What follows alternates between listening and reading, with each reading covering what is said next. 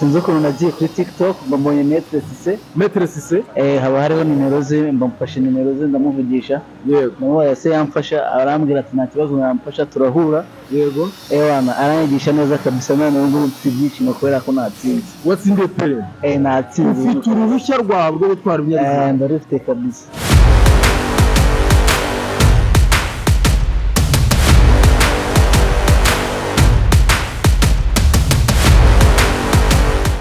ngenda cyari yakavuke Nyamirambo producer Mike Mwabo nk'ibisanzwe ndaguha ikaze kuri The Change Services TV, aho ngiye kugufasha kugira ngo wasobanukirwa bamwe mu banyeshuri bagize amahirwe kugira ngo batere imbere mu bijyanye n'ubutwazi, gutwara modokare n'ibintu bijyanye no kuba wakwiga amategeko y'umuhanda byoroshye cyane.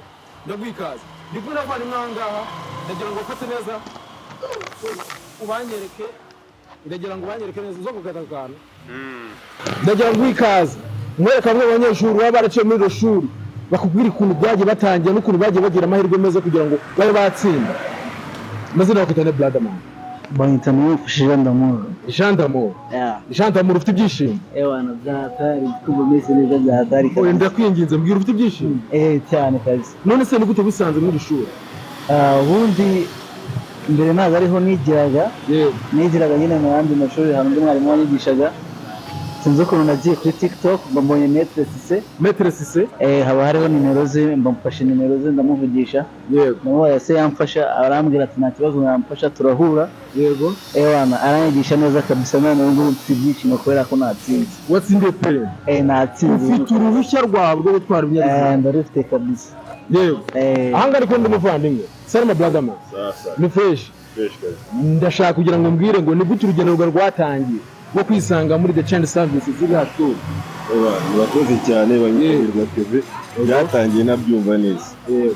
Nahuye na Maître Cissé anyumvisha uburyo ki nshobora kubona perime mu buryo bworoshye cyane ciye muri we. Ntabwo nabyumvishaga, byatangiye ntabyumva, imodoka nyifunga nabi ku nshuro ya mbere, ariko ngewe nayikoreye ku nshuro ya mbere n'ubu ndakishimye, nayikoreye ejo ndayibona cyane rwose, birakunda rwose. Ishuri rya mbere ni The Change Service. Urakoze cyane. Ndagira ngo nkubwire ngo ibi ngibi uri kumva aha ngaha ni abanyeshuri guhereza ubuhamya by'ibyabayeho. Ubuhamya ibyabayeho nta muntu wabyumvise, kubera yuko iri shuri ryo ritanga n'ubumenyi nawe wakwisanga bikagufasha. Ndashaka kugira ngo mbaze umuvandimwe turi kumwanga, ese ni iki wakumva wabwira abanyeshuri bahora bibaza ngo ese natera imbere koko mu gutwara imodoka? Abanyeshuri ikintu nabashishikariza ni ukujya kureba Maître Cissé, kuko njye ndi kukubwira ibi ngibi mbere yuko njya kwa Maître Cissé hari undi mwarimu wanyigishaga, nari maze gukora nk'inshuro enye zose. Inshuro enye byaranga? Inshuro enye ntsindwa, ariko twarahuye arambwira ati birashoboka, agenda amusora ahantu bagendaga bambeshya. Ngiye gukora rimwe mpita nsinda ku nshuro ya gatanu, nkuze rimwe gusa, tweganye icyumweru kimwe cyonyine. Mwize icyumweru kimwe dutsinda? Wow kabisa.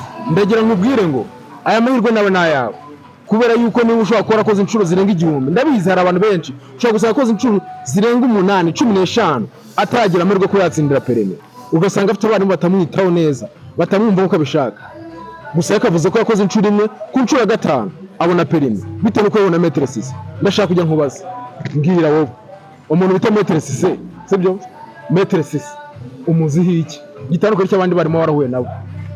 Si umwarimu gusa, kuko ibyo atanga ni ubumenyi buhambaye. Ntabwo yigisha imodoka gusa, urabizi ko abantu benshi bajya ku kizamini bagatangira gutitira amaguru, ubwoba bwinshi, ariko we iyo ugitangira kuvanamo ubwoba, ibintu byose ujya ku kizamini warametirije, umeze neza. muri we yifitemo impano yo kwigisha, atuje, ntagakangara cyangwa se ngo nakubwire nabi. Ibintu atanga byose ni umugisha, byose aba yabisengeye kabisa. Ndagira nkubwire ngo ni iby'agaciro kumva abantu nk'aba ngaba b'abajene bari gutanga ubuhamya bw'ibyiza bagize. Bahuye n'umugabo bita Cissé, umwe yavuze ko yamuhuye nawe kuri TikTok. Nawe ujya kuri TikTok ushakishe Maître Cissé, aragufasha kugira ngo uze umwegere.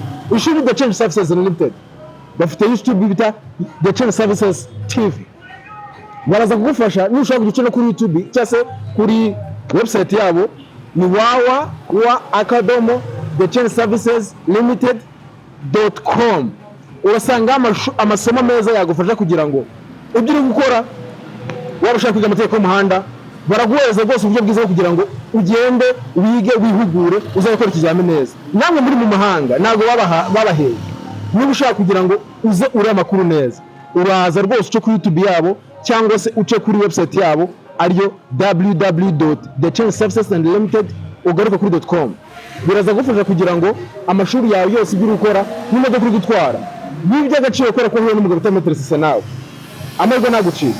ngenda cyari akavuga cyangwa na producer Mike Mob nakagaruka.